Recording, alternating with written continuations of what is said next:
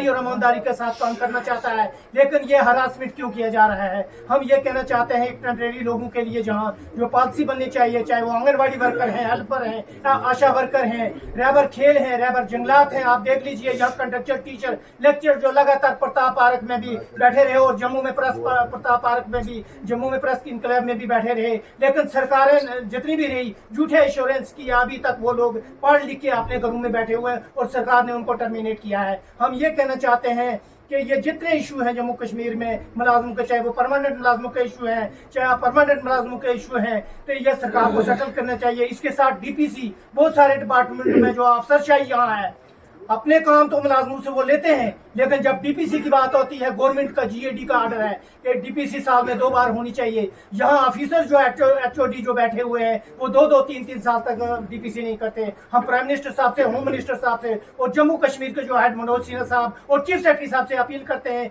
कि इमीडिएटली ये मुलाजमों के इशू सेटल किए जाए। अगर सरकार इनको हल नहीं करती तो आने वाले दौर में बहुत बड़ा आंदोलन होगा, जिसकी रिस्पॉन्सिबिलिटी यहाँ की यूटी की सरकार की होगी, ना कि मुलाजम की। शुक्रिया।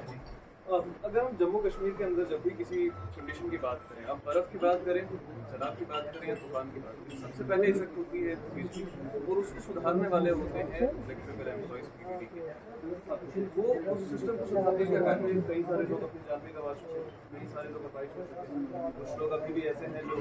सालों से इंतजार में हैं। मिनिमम वेजेस एक्ट की सर में बात की, अनाउंसमेंट बहुत ही सही हो रही है, और भी कई तरह के मसले रेगुलराइजेशन को लेकर के हमारे जो यहाँ से गए हुए लेफ्टिनेंट गवर्नर जनरल उन्होंने बयान दिए कि एमपी से आपको क्या लगता है जम्मू कश्मीर के अंदर ये सिस्टम कब तक चलेगा, और अगर चलता रहा तो आप लोग मुलाजिमों के पास आपको पूरा ऑप्शन है? मुलाजमीन के साथ साथ हम यहाँ की आम आवाम हैं, और आवाम में मुलाजिमों की हैसियत से सोसाइटी का क्रीम माना जाता है। जब सोसाइटी की क्रीम के साथ सौतेली माँ का सलूक हो और दिखता कुछ और हो और करनी कुछ और हो, तो पॉलिसीज वाजिया है। बुलंदबांग दावा करने वाले वक्त की सरकार ने ये बता ही दिया कि यहाँ के वसाइलों पर उनका काबिज होना और उनका गलत रवैया सिर्फ और सिर्फ आवाम दुश्मन और मुलाजिम दुश्मन हो सकता है। महकमा में काम कर रहे लगातार कई सालों से टेलीविजनों की शक्ल में, कैजुअल लेबरों की शक्ल में